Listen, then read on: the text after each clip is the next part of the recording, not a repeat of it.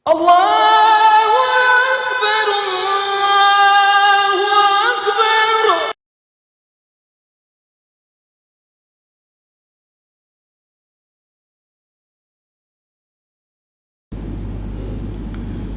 Bismillahirrahmanirrahim. Assalamualaikum warahmatullahi wabarakatuh. Alhamdulillahilladzi hadana bi ta'atihi wa jazruna an ma'siyatihi wa ashhadu an la ilaha illallahu bi wahdaniyatihi wa ashhadu anna Muhammadan abduhu wa rasuluh, amma ba'du. Hadirin jamaah muslimin wal muslimat rahimakumullah. Alhamdulillah, puji syukur kita kehadirat Allah atas segala nikmat yang telah diberikan kepada kita, sehingga dengan nikmat-nikmat itu Allah berikan kesempatan kepada kita untuk hadir di dalam masjid yang tidak lain adalah lissolati, laksanakan ibadah salat yang tentunya kita kerjakan dengan cara berjamaah. Semoga masjid yang sekarang kita duduk di dalamnya ini kelak di hadapan Allah akan menjadi saksi bahwa kita selama hidup di dunia tergolong orang yang soleh dan solehah. Amin ya rabbal alamin. Para jamaah yang dirahmati oleh Allah, pada bahasan pada malam hari ini kita akan membahas perihal tentang faslun fi atrafin min fadilati tilawatil Qur'ani wa hamalatihi.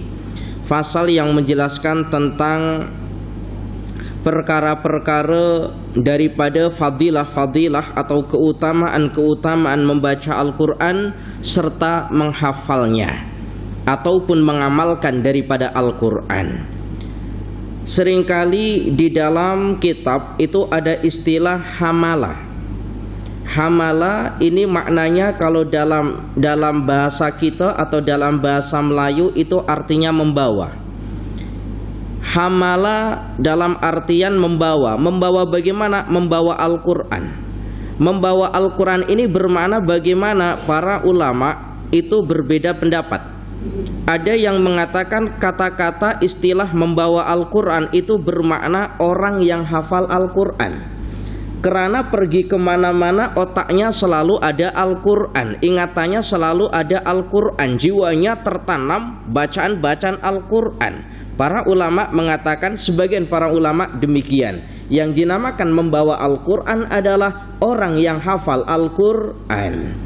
Tetapi sebagian ulama yang lain mengatakan yang dinamakan membawa Al-Quran atau bimana hamala di sini membawa Al-Quran itu bukan berarti orang yang hafal Al-Quran, tetapi orang yang pergi kemana-mana, orang yang setiap pergi kemana atau setiap ia berada di mana tempat selalu perilakunya atau perbuatannya tidak keluar daripada ajaran Al-Quran. Ini yang disebut dengan hamalah. Di mana tempat kita berada, perilaku kita atau perbuatan kita tidak keluar daripada apa yang diajarkan di dalam Al-Quran, tidak harus berupa hafal Al-Quran. Para jamaah yang dirahmati oleh Allah, di dalam ayat Al-Quranul Karim Allah jelaskan secara sharih, innalladzina yatluna kitaballahi wa aqamus sholata wa anfaqu mimma razaqnahum sirran wa alaniyatan yarjuna tijaratan lan tabur liwafiyahum ujurahum wa yazidahum min fadlihi innahu ghafurun syakur. Innalladzina yatluna kitaballah, sungguh mereka-mereka yang membaca kitab Allah yang bermakna Al-Quran, wa aqamus shalah, dan mereka-mereka yang melaksanakan ibadah salat, wa anfaqu mimma, dan memberikan nafkah atau mensodakohkan daripada sebagian yang telah Allah rezekikan kepada mereka. Di sini menggunakan kalimat wa anfaqu mimma, memberikan nafkah atau mensodakohkan sebagian daripada rizki yang telah Allah berikan kepada mereka. Ada kalimat mimma, sebagian, bukan semuanya. Kemudian sirron, baik secara sembunyi-sembunyi, wa alaniyatan, dan secara terang-terangan. yarjuna tijaratan lang tabur, yang mana mereka semua siapa? Mereka yang membaca Al-Quran, mereka yang melaksanakan ibadah sholatnya, mereka yang mensedekahkan rizki yang telah, sebagian rizki yang telah Allah berikan kepadanya, baik secara siri ataupun terang-terangan. Mereka semuanya mengharapkan umpama orang yang berniaga yang tidak akan pernah merugi. Maknanya bagaimana bacaan Al-Quran kita ketika berada di dunia, ibadah sholat kita baik berupa ibadah sholat fardu ataupun ibadah sholat sunnah, ataupun sedekah kita baik berupa sedekah wajib ataupun sedekah sunnah, tidak lain merupakan satu aset yang nanti di akhirat kelak Allah pasti akan membalasnya. Kita tidak akan pernah merugi. Para jamaah yang dirahmati oleh Allah, di sini ada kalimat wa anfaqum mimma razaqnahum sirran. Dalam ayat Al-Quran ini Allah menjelaskan mereka yang berbuat sedekah baik secara siri. Allah pertama menggunakan kalimat sirran, secara siri atau secara sembunyi-sembunyi. Para ulama mentafsirkan ayat ini, orang yang bersedekah secara sembunyi-sembunyi itu lebih utama atau lebih afdal dibandingkan dengan orang yang bersedekah dengan cara alaniyah, dengan cara terang-terangan. Boleh paham ya ini ya? Jadi sedekah sunnah itu sunnah apabila kita kerjakan dengan cara siri. Meskipun dengan cara terang-terangan pun juga tidak masalah. Tetapi sedekah wajib atau yang bermakna zakat itu justru sebaliknya sunnah untuk kita tampakkan. Kenapa para ulama mengatakan demikian? Sebab sedekah sunnah, sedekah apa saja, baik sedekah uang ataupun sedekah berupa makanan ataupun berupa minuman ataupun berupa pakaian, bila sedekah itu sifatnya sunnah untuk tidak kita tampakkan. Maknanya apa? Tidak kita tampakkan, orang lain tidak mengetahui apa yang kita kerjakan. Apa tujuannya? Supaya kita terhindar daripada fitnah. Jadi tak payah kita sebutkan. Para jamaah yang dirahmati oleh Allah, ya sudahlah kalau semisal ada sumbangan-sumbangan semisal kemudian ditulis nama, cukuplah ditulis nama dengan nama hamba Allah sirri, supaya kita terhindar daripada fitnah. Maksudnya terhindar daripada fitnah macam mana? Ini contoh, ada orang kaya raya berbuat sedekah semisal disebutkan datuk siapa semisal sedekah 100 ringgit contoh. Maka orang pun akan kata orang itu kaya tapi sedekah cuma 100 ringgit. Mungkin akan mendapati fitnah. Para jamaah yang dirahmati oleh Allah. Tetapi perihal tentang sedekah wajib atau yang dinamakan dengan zakat, itu sunnah untuk kita tampakkan. Pada bulan kemarin, pada bulan Ramadan, kita mengerjakan apa yang dinamakan dengan sedekah zakat, apa namanya? Zakat fitrah. Zakat fitrah. Itu sunnah untuk kita tampakkan. Kita bayar baik menggunakan uang ataupun menggunakan beras, tak mengapa orang lain tengok.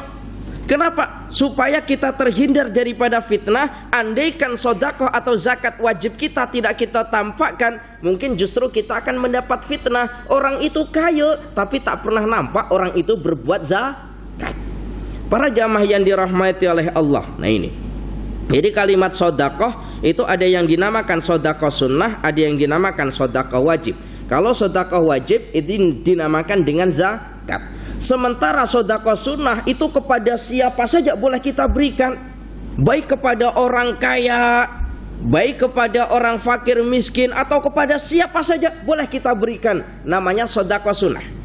Tapi kalau sedekah wajib atau yang berupa zakat, tidak boleh kita berikan selain daripada asnaf yang 8. Selain daripada itu tak boleh. Kita nak buat sedekah, ada orang kaya, semisal kita nak buat sedekah, Ustadz saya ini nak buat sedekah berupa makanan, boleh tak umpama saya bagikan kepada orang kaya? Boleh, namanya sedekah sunnah.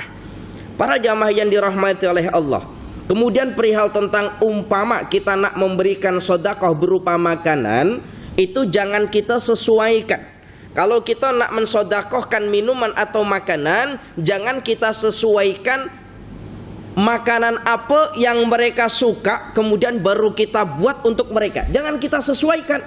Boleh paham ya kalimat ini ya? Ini penting sekali supaya kita mendapat fadilah daripada sedekah yang benar. Andai kan kita ini nak buat sedekah berupa makanan, itu jangan kita sesuaikan kira-kira orang itu suka makanan apa. Oh, suka makanan nasi goreng semisal, lalu kita buat nasi goreng lalu kita berikan kepada mereka. Tak payah. Lalu bagaimana Ustadz? Sesuaikan dengan apa yang paling kita suka. Paham ya? Umpama kita semisal suka makanan apa? Nasi kerabu semisal. Sudah, kita buat nasi kerabu lalu kita berikan kepada mereka. Kenapa? Para jamaah yang dirahmati oleh Allah, sebab dalam ayat Al-Quran diterangkan, sesekali engkau tidak akan mendapatkan lang tanalul birra, sesekali engkau tidak akan mendapatkan kebaikan atau pahala daripada apa yang engkau sedekahkan selagi apa yang engkau berikan itu bukanlah termasuk apa yang engkau cintai. Paham ya ini ya? Kita kan suka nasi kerabu, lalu kita sedekah berupa nasi kerabu. Tak kisah apakah orang itu suka atau tidak, yang terpenting ini adalah makanan yang paling aku sukai. Sebab bila kita menyesuaikan terhadap orang lain, orang itu suka nasi goreng, belum tentu kita suka. Belum tentu kita suka yang pada akhirnya orang itu suka nasi goreng. Bak pula nasi macam ini sahaja suka atau senang makan. Maka sesuaikan dengan diri kita. Para jamaah yang dirahmati oleh Allah, para jamaah yang dirahmati oleh Allah. Kemudian dalam satu hadis yang diriwayatkan daripada sahabat Utsman bin Affan radhiyallahu anhu, qala Rasulullah sallallahu alaihi wasallam, baginda Nabi bersabda, khairukum man ta'allamal Qur'ana wa 'allamahu. Khairukum, sebaik-baik kalian adalah man ta'allamal Qur'an, orang yang belajar Al-Quran wa 'allamahu, kemudian mengamalkannya atau mengajarkannya. Termasuk mengajarkan itu juga mengamalkan. Kalau semisal kita tidak boleh mengajarkan kepada orang lain, setidaknya kita mengajarkan kepada anak dan keluarga kita. Para jamaah yang dirahmati oleh Allah, khairukum man ta'allamal Qur'an, belajar Al-Quran. Lalu para ulama ahli hadis itu menjelaskan khairukum man ta'allamal Qur'an, orang yang belajar Al-Quran itu yang macam mana Ustadz? Apakah orang yang sekodar sahaja boleh baca Al-Quran, kemudian dia mengajarkan apa yang dia boleh daripada belajarnya? Tidak semacam itu. Yang dinamakan khairukum man ta'allamal Qur'an, orang yang belajar Al-Quran tidak hanya belajar membaca sahaja, tetapi belajar membacanya ia, kemudian memahami apa yang ia baca, kemudian mengamalkan. Inilah yang sebaik-baik orang. Bukan hanya sekadar dia boleh baca. Kalau sekadar boleh baca, orang kafir itu juga banyak yang pandai baca Al-Quran. Para jamaah yang dirahmati oleh Allah, banyak orang-orang yang bukan Islam itu boleh baca Al-Quran itu banyak sekali. Para jamaah yang dirahmati oleh Allah, mula kita belajar bagaimana cara yang betul. Selepas belajar cara baca yang betul kita sudah boleh, lalu kita belajar memahami maknanya. Kemudian selepas memahami maknanya, kita memahami macam mana tafsir dan maksudnya. Itulah khairukum man ta'allamal Qur'an. Maka penting sekali para jamaah yang dirahmati oleh Allah, tentu belajar yang demikian, belajar kepada seorang guru. Seringkali saya ini minta maaf. Seringkali banyak pelajar-pelajar yang dia mutakharrijin, dia keluaran daripada negara-negara luar, baik negara Yaman ataupun negara Mesir, Jordan dan seterusnya. Ketika pulang di negaranya, ketika membicarakan atau ketika menyampaikan ilmu, seringkali mereka itu menyebutkan guru-guru yang ada di Mesir sana, menyebutkan guru-gurunya yang ada di Yaman ataupun yang ada di Jordan sana. Tetapi mereka lupa kepada gurunya ketika berada di negaranya, siapa yang pernah mengajari huruf hijaiyah. Lupa kadang-kala tidak pernah disebutnya. Ya Allah ya Karim. Para jamaah yang dirahmati oleh Allah, kira-kira kita ingat tidak? Dulu ketika kita belajar huruf hijaiyah, alif, ba, ta, sa, dan seterusnya, kita belajar kepada siapa? Kadang-kala banyak yang lupa. Para jamaah yang dirahmati oleh Allah. Wa an Aisyah radhiyallahu anha qalat, qala Rasulullah sallallahu alaihi wasallam alladzi yaqra'ul Qur'an. Mereka-mereka yang membaca Al-Quran wa huwa mahirun bihi ma'as safaratil kiramil bararati.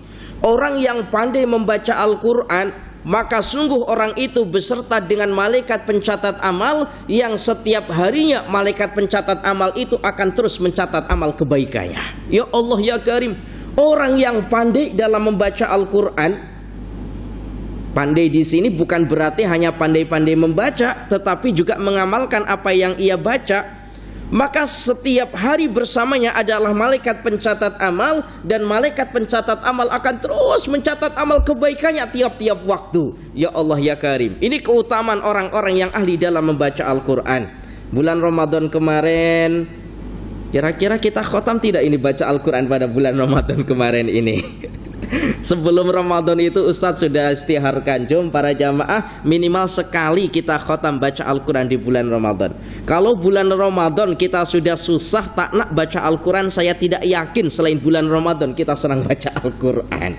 Para jamaah yang dirahmati oleh Allah, jadi keutamaan orang yang ahli membaca Al-Quran dan dia pandai baca Al-Quran, bersamanya malaikat pencatat amal yang terus akan mencatat amal kebaikannya. Lalu bagaimana dengan orang-orang yang tidak pandai baca Al-Quran? Walladzi yaqra'ul Qur'an wa huwa yatata'ta'u fihi wa huwa 'alaihi syakun lahu ajroni. Sementara orang-orang yang tidak pandai baca Al-Quran, yang mungkin lisannya ini tidak fasih, atau mungkin ia tua yang dulu ketika masa mudanya tidak pernah baca Al-Quran atau tidak pernah belajar Al-Quran, masa tuanya nak baca Al-Quran, nak belajar Al-Quran, tapi lisannya dah sulit untuk melafalkan huruf-huruf hijaiyah, apakah tetap mendapat pahala? Kata baginda Nabi, yang demikian ini orang yang sulit untuk membaca Al-Quran atau tidak pandai membaca Al-Quran, baik karena tuanya atau karena lisannya semisal, maka baginda Nabi mengatakan ia tetap mendapatkan pahala lahu ajroni.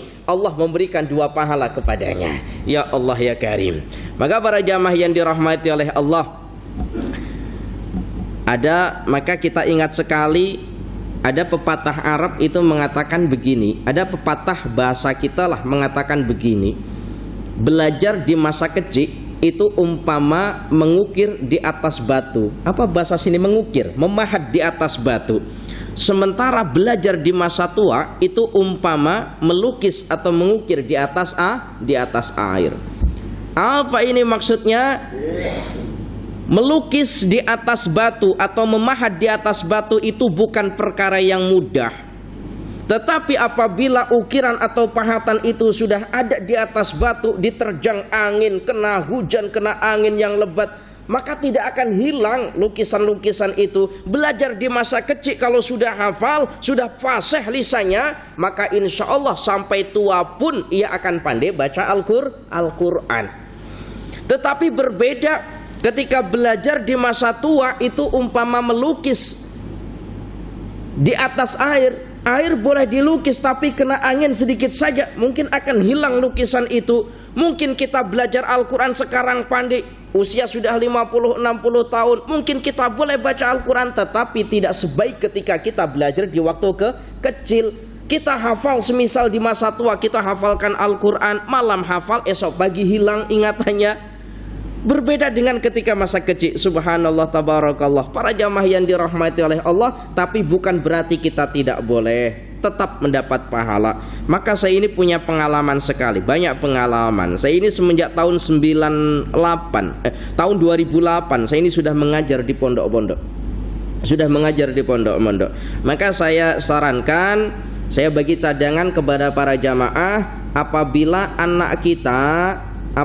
anak kita ini dari segi ingatannya tak molek, ingatannya atau kurang ingatannya, menghafal seringkali lupa, maka jangan kita paksa anak kita untuk hafiz, untuk menghafal Al-Quran. Jangan kita paksa. Sebab ada sebagian orang tua yang menghendaki anaknya hafal Al-Quran, dipaksa pergi ke pondok tahfiz, sementara anaknya IQ-nya ini kurang, ingatannya kurang, sehingga bertahun-tahun berada dekat pondok tahfiz pun tak hafal Al-Quran. 1 juzuk itu saja yang didapat, alif lam mim, itu pun karena setiap malam Jumat dihafal karena ada tahlil. Para jamaah yang dirahmati oleh Allah, Jadi jangan paksa anak kita untuk menghafal Al-Quran. Tengok macam mana IQ anak kita. Karena ada sebagian anak-anak kita yang lebih memilih untuk memaham kitab semisal daripada menghafal Al-Quran. Ya sudah, tetap belajar Al-Quran, tetapi lebih difokuskan kepada ilmu kitabnya. Jangan kita paksa untuk menghafal Al-Quran. Para jamaah yang dirahmati oleh Allah, lalu bagaimana Ustadz supaya anak saya ini boleh hafal Al-Quran? Saya ada cerita yang mungkin ini boleh kita tanamkan kepada anak-anak kita. Saya pernah berjumpa dengan dengan orang tua yang keempat anaknya ini hafal Al-Quran. 2 laki-laki, 2 perempuan, semuanya hafal Al-Quran. Masih muda-muda lagi. Lalu saya tanya, sementara orang tuanya itu bukanlah tok guru, orang tuanya itu bukanlah orang yang alim-alim sangat, bukanlah orang yang pandai-pandai sangat dalam perihal ilmu agama, tapi anaknya 4 ini hafal Al-Quran. Saya tanya, macam mana cara mengajarkan Al-Quran sehingga anaknya boleh hafal Al-Quran, 4 ini boleh hafal Al-Quran? Lalu orang itu menjawab, Ustadz, semenjak kecil anak saya ajarkan baca Al-Quran. Semenjak lahir anak saya sudah saya ajarkan membaca Al-Quran. Macam mana cara mengajarkannya? Setiap pagi ketika selepas ibadah sholat subuh saya baca Al-Quran. Anak saya meskipun dalam keadaan tidur, saya letak di samping saya ataupun di depan saya, lalu saya baca Al-Quran dengan berharap ia mendengar apa yang saya baca, sehingga nanti hatinya akan senang dengan bacaan-bacaan Al-Quran. Sebab kalau hatinya sudah senang dengan bacaan Al-Quran, ketika nanti suatu hari meskipun lisannya ini belum bisa berucap, meskipun matanya belum boleh lagi melihat, tetapi dia boleh mendengar. Suatu hari ketika dia mendengarkan bacaan-bacaan Al-Quran, terus hafal karena ia senang dengan bacaan Al-Quran. Maka ini penting sekali. Kalau kita nak mendapati anak yang hafal Al-Quran, pastikan anak kita senang dengan bacaan Al-Quran, cinta dengan bacaan Al-Quran. Kalau sudah tidak cinta, suruh menghafal Al-Quran meskipun 100 tahun lamanya, saya yakin tak akan hafal. Umpama kita tengok jiran-jiran kita mungkin punya anak yang usia 2-3 tahun, belum boleh membaca, tapi boleh mendengar. Bila ada musik-musik Melayu ataupun musik-musik yang baru dia dengar, semisal, belum boleh membaca lagi. Dengar, dia suka, maka sekali 2 kali dengar, esoknya sudah hafal. Karena hatinya suka dengan apa yang ia dengar. Andaikan ibunya berhalangan semisal membaca Al-Quran, maka yang akan membaca adalah suami saya. Dalam 1 hari itu tidak pernah terlupakan anak saya ini kena mendengar bacaan Al-Quran. Subhanallah, tabarakallah. Ketika besarnya masuk pada pondok tahfiz karena memang suka dengan bacaan Al-Quran, keempat anaknya ini khatam Al-Quran 30 juzuk. Yang 1 itu baru khatam kemarin pada tarikh 27 Ramadan kemarin. Ya Allah ya Karim. Para jamaah yang dirahmati oleh Allah, penting. Kenapa? Sebab seorang ibu itu adalah dikatakan dalam salah satu keterangan, al-ummahat madrasatul ula liwalidihi. Seorang ibu adalah tempat pertama sebagai pendidikan, atau al-ummahat madrasatul ula. Seorang ibu adalah tempat pendidikan bagi seorang anak. Kemana-mana ketika masa kecil digendong, semisal ibunya bersolawat, insya Allah anaknya cinta solawat. Ketika ibunya menggendong anak kecilnya membaca Al-Quran, insya Allah anaknya ahli Al-Quran. Ketika ibunya menggendong anaknya, namun ibunya ternyata suka musik-musik barat, nyanyi-nyanyi di hadapan anaknya, wah insya Allah besarnya anaknya juga suka musik barat, karena suka dengan apa yang ia dengar. Para jamaah yang dirahmati oleh Allah, maka betul al-ummahat madrasatul ula liwalidihi. Para jamaah yang dirahmati oleh Allah, kemudian baginda Nabi Muhammad sallallahu alaihi wasallam bersabda, diriwayatkan daripada sahabat Umar bin Khattab radhiyallahu anhu daripada baginda Nabi sallallahu alaihi wasallam, innallaha ta'ala yarfa'u bihadzal kitabi aqwaman wa yadha'u bihi akharina. Sungguh Allah Ta'ala memuliakan dengan kitab Al-Quran ini beberapa kaum, dan Allah mensia-siakan dengan Al-Quran ini juga dengan beberapa kaum. Maknanya bagaimana? para jamaah yang dirahmati oleh Allah, pernah ada satu cerita ketika selepas peperangan ada dua sahabat yang meninggal dunia secara bersamaan, ada seorang sahabat yang meninggal dunia. Lalu sahabat yang lain ini nak menguburkan dua sahabat ini, tapi tidak mungkin dua-duanya dikuburkan secara bersamaan. Lalu bertanya kepada baginda Nabi Muhammad sallallahu alaihi wasallam, "Wahai baginda Nabi, di antara dua orang sahabat ini mana yang pertama kali hendak dikuburkan?" Kan sunnah bagi seorang mayit atau orang yang mati itu sunnah untuk lekas dikuburkan, jangan ditunda-tunda. Ini minta maaf sekali, apabila ada orang mati, semisal keluarga kita semisal meninggal dunia, tak payah lama-lama menunggu, kalau boleh selekasnya dikuburkan. Andai kata mereka itu adalah termasuk orang yang mati dalam keadaan husnul khotimah, sangat berharap sekali untuk menikmati nikmat yang ada di alam kubur, maka jangan kita tunda-tunda. Maka ini seringkali begini ya. Ada seorang anak yang jarang pulang ke rumah. Orang tuanya rindu dengan anaknya, tapi anaknya jarang pulang ke rumah. Disuruh balik ke rumah, tak nak sebab ada alasan pekerjaan dan seterusnya. Ketika orang tuanya meninggal, anaknya telepon, "Jangan dikuburkan dulu sebelum saya sampai." Ketika masa hidupnya buat susah orang tuanya, tak pernah balik rumah. Ketika orang tuanya mati masih buat susah pula, suruh tunggu untuk dikuburkan. Selagi dia belum sampai, jangan dikuburkan. Maka bilanya para jamaah, bilanya sekira itu lama, tak payah tunggu, terus langsung dikuburkan saja. Cerita sahabat yang tadi itu, ketika ada sahabat meninggal dunia, dua orang ini, sahabat yang lain bertanya, "Wahai baginda Nabi, mana di antara dua sahabat ini yang pertama kali dikuburkan, wahai baginda Nabi?" Apa jawab baginda Nabi? "Wahai sahabat, mana di antara dua sahabat ini yang paling banyak baca Al-Qur'annya?" Mana di antara dua sahabat ini yang paling banyak baca Al-Qur'annya? Maka kuburkan terlebih dahulu, uruskan terlebih dahulu. Nah, ini penting. Kalau di sini ada yang biasa uruskan jenazah, lalu di kampung ini ada 2 orang atau 3 orang atau siapalah 4 orang, lebih daripada 1 orang meninggal dunia, diminta kira-kira mana yang pertama kali disolatkan, mana yang pertama kali diuruskan jenazahnya. Maka tanya, di antara 4 orang ini siapa yang paling banyak baca Al-Qur'annya? Oh, si A semisal, si fulan, maka kuburkan yang pertama si fulan. Ustadz, 4-empatnya tidak pernah baca Al-Quran. Nah, ini gimana? 4-empatnya tak ada yang ahli baca Al-Quran. Macam mana Ustadz? Pergi ke masjid pun juga jarang-jarang sekali. Baru pertama kali ini pergi ke masjid, itu pun karena dia mati nak disolatkan. Macam mana Ustadz? Para jamaah yang dirahmati oleh Allah, maka saya sangat setuju sekali. Banyak tulisan-tulisan, pergilah ke masjid, datangilah masjid sebelum engkau mati. Solatlah di masjid sebelum engkau disolati.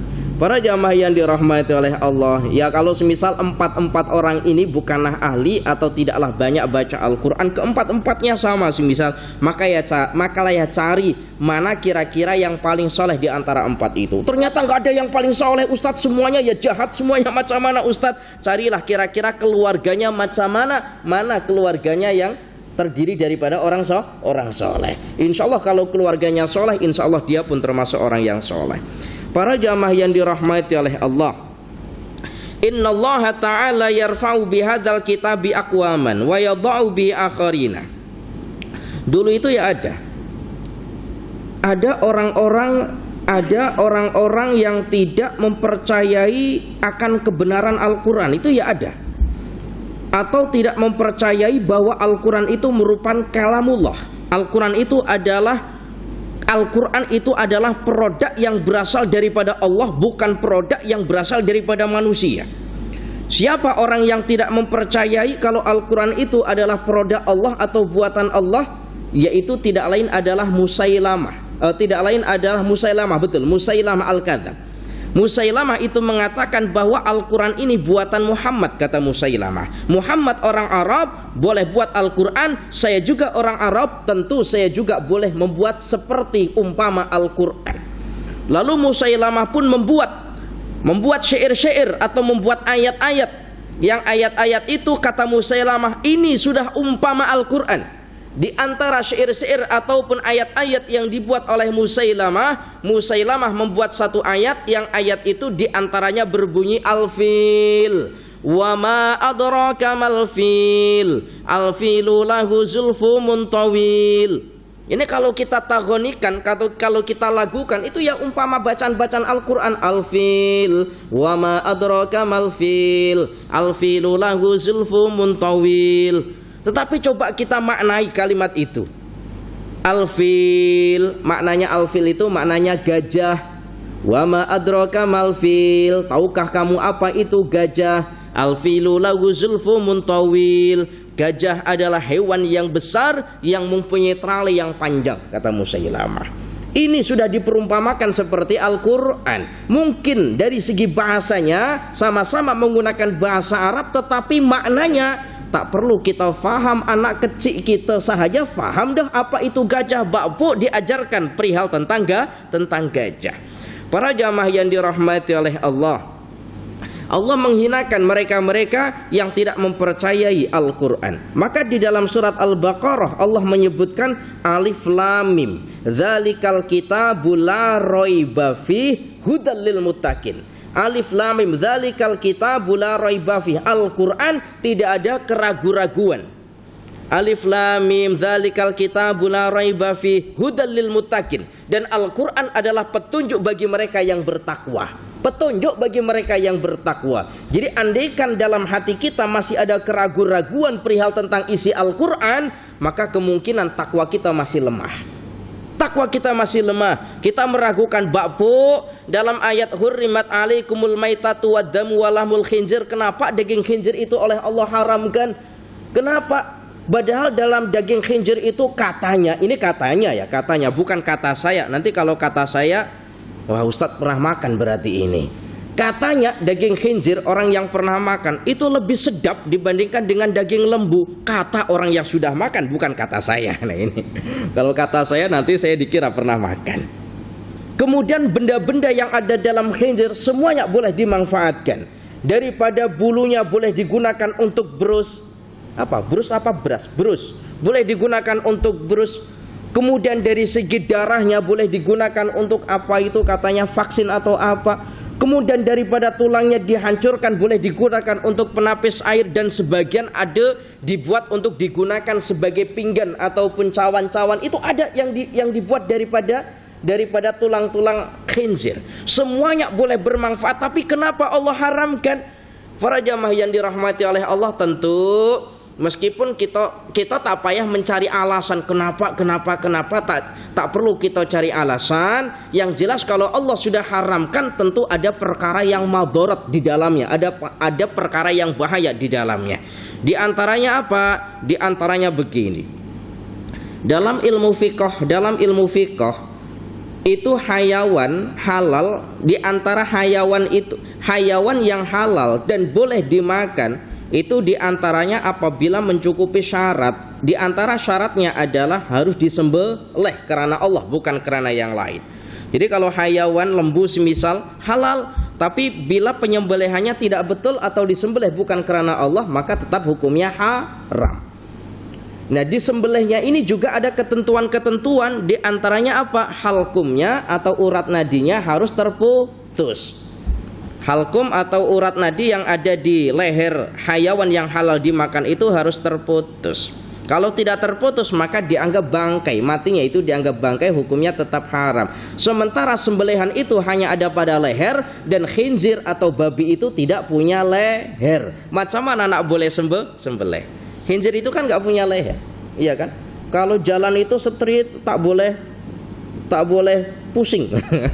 Jadi khinzir itu kalau sudah jalan itu street, tak boleh pusing. Kalau pusing itu ya satu badannya itu pusing karena tidak punya leher. Nah ini, ya Allah ya Karim. Maka di situ termasuk para jamaah yang dirahmati oleh Allah. Para jamaah yang dirahmati oleh Allah. Baginda Nabi Muhammad sallallahu alaihi wasallam dalam satu hadis qala sami'tu Rasulullah sallallahu alaihi wasallam. Ini hadis yang diriwayatkan oleh Abi Amamah Al-Bahili. Berarti beliau seorang sahabat karena beliau pernah mendengar langsung daripada baginda Nabi, yang mana baginda Nabi bersabda Iqra'ul Quran. Baginda Nabi terus memerintahkan kepada kita, Iqra'ul Quran. Bacalah kalian Al-Qur'an berupa Al-Qur'an, bacalah Al-Qur'an, kata baginda Nabi.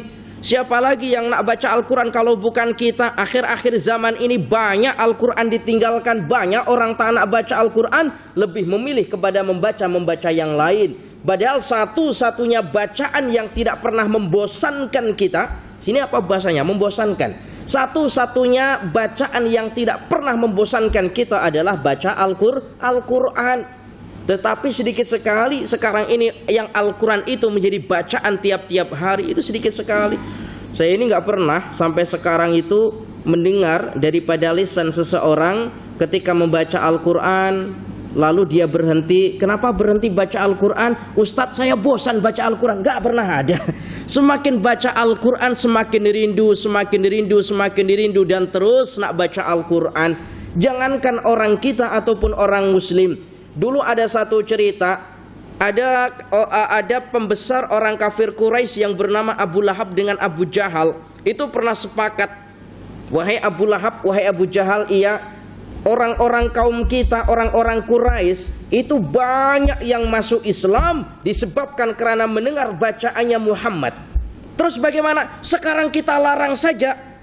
Kita larang saja orang kaum Quraisy mendengarkan bacaannya Muhammad. Andaikan ada kaum kita orang Quraisy ini mendengarkan bacanya Muhammad, kita hukum saja. Udah sepakat kita larang. Kalau ada yang mendengarkan bacaan Al-Qur'annya Muhammad, kita hukum saja.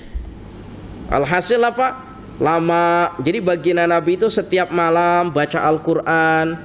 Ternyata apa? Ternyata diam-diam Abu Jahal diam-diam ini mendatangi rumahnya baginda Nabi secara senyap-senyap, itu datangi di tepi rumah baginda Nabi, dengarkan bacaan baginda Nabi.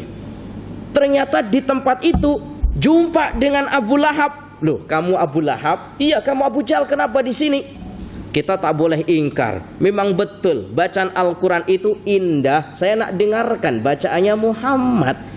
Itu orang Quraisy, pembesarnya orang kafir. Lalu kita tak senang dengan bacaan Al-Quran. Kira-kira kita lebih lagi dibandingkan dengan Abu Jahal, dengan Abu Lahab. Ada bacaan Al-Quran dengan pengeras suara, semisal marah-marah kita, semisal entah marah-marahnya bagaimana, marah-marah semisal suruh diam, suruh dan seterusnya. Kira-kira ini lebih lagi Abu Jahal apa lebih lagi Abu Lahab ini? Para jamaah yang dirahmati oleh Allah. Tapi ya mulai begini para jamaah, dakwah kita itu dengan dakwah yang santun. Di Indonesia itu ada namanya Wali Songo. Mungkin pernah dengar ya, Wali Songo. Wali Songo itu seorang yang alim yang berdakwah, yang dulu Indonesia itu mayoriti 90% dulu mayoriti itu adalah orang yang bukan Islam. Karena dakwah beliau bukanlah 100 tahun lamanya, bukan 105 tahun lamanya, 50 tahun sahaja lamanya. Masya Allah tabarakallah, yang dulu mayoriti bukan orang muslim akhirnya boleh menjadi mayoriti orang muslim di Indonesia. Dakwahnya santun, dakwahnya lembut, tidak mengkafir-kafirkan, tidak dengan cara berperang, tidak dengan cara mengusir, tidak, tapi dengan santun, Para jamaah yang dirahmati oleh Allah subhanallah tabarakallah, dekati dengan baik, berikan makanan kepada mereka yang memerlukan. Akhirnya mereka pun ikut dakwah beliau. Maka ada satu di Indonesia itu, ada satu cerita ini nyata. Jadi begini, ada jiran masjid, yang jiran masjid itu kebetulan bukan orang Islam, dan ibunya itu tengah sakit. Di masjid itu tiap-tiap hari itu azan dengan menggunakan pengeras suara. Kemudian selepas azan, sebelum azan ada bacaan Al-Quran, selepas azan pun masih ada bacaan lagi, dan tiap malam ada pengajian-pengajian semacam ini. Di samping masjid itu ada jiran yang bukan orang Islam, yang kebetulan ibunya ini tengah sakit. Lalu anaknya itu datangi, suaminya ini datangi masjid, pengurusi masjid. Tuan pengurusi, ambo nak minta boleh tak apa istri saya ini tengah sakit, boleh tak kalau beberapa hari ini azan dikecilkan suaranya, bacaan Al-Quran dikecilkan suaranya, kemudian pengajian dikecilkan suaranya, sebab istriku merasa terganggu tengah dalam keadaan sakit. Apa kata IJK? Baik, selagi istrimu belum sehat, saya tidak akan menggunakan pengeras suara. Ini kata IJK. Subhanallah, tabarakallah, ya Allah. Karena toleransi daripada orang Islam yang menghormati tadi itu, menghormati karena tengah ada orang sakit di samping masjid itu, selepas daripada ibunya sehat atau istrinya ini sehat, satu keluarga datangi masjid. Kami satu keluarga hari ini i'tiqad, meyakini nak masuk Islam semuanya. Karena kebaikan tadi itu. Dakwah itu indah. Jangan terus kalau semisal tak nak dengarkan pindah saja dari kampung ini. Ya Allah ya Karim, jangan yang semacam itu. Para jamaah yang dirahmati oleh Allah, ya Allah ya Karim. Kita tengok bagaimana dakwah Tuan Guru Ni Aziz macam mana disukai oleh orang-orang yang bukan muslim pun disukai. Sedikit lagi, para jamaah yang dirahmati oleh Allah, Iqra'ul Qur'ana fa innahu ya'ti yaumal qiyamati syafi'an li ashabihi. Baginda Nabi memerintahkan kepada kita sebagai umatnya, bacalah Al-Quran. Fa innahu ya'ti yaumal qiyamati. Sungguh Al-Quran itu nanti akan datang pada hari kiamat, syafi'an li ashabihi, memberikan pertolongan kepada orang-orang yang ahli dalam membaca Al-Quran.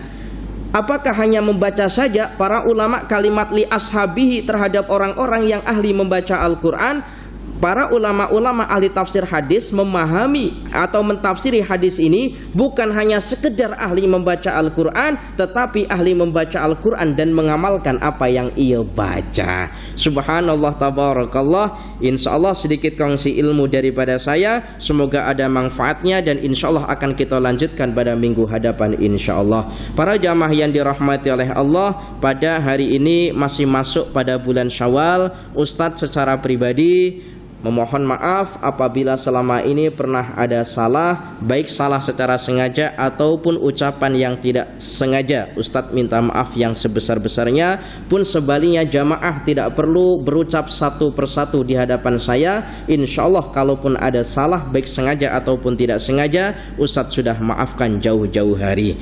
Para jamaah yang dirahmati oleh Allah, kalau di kampung saya itu ada satu adat, yang adat bila hari raya itu meminta maaf bersalaman, entah di sini ada adat atau tidak, itu satu persatu menghadap kemudian akan mengucapkan kalimat yang kalimat itu panjang sekali untuk minta maaf. Di antara kalimat bahasa Jawa ya, ini nanti saya translate, sekedar berkongsian saja. Jadi kalau masa hari raya itu bersalaman, yang muda, bukan yang tua, yang muda itu mengucapkan pertama kali mengucapkan begini dalam bahasa Jawa.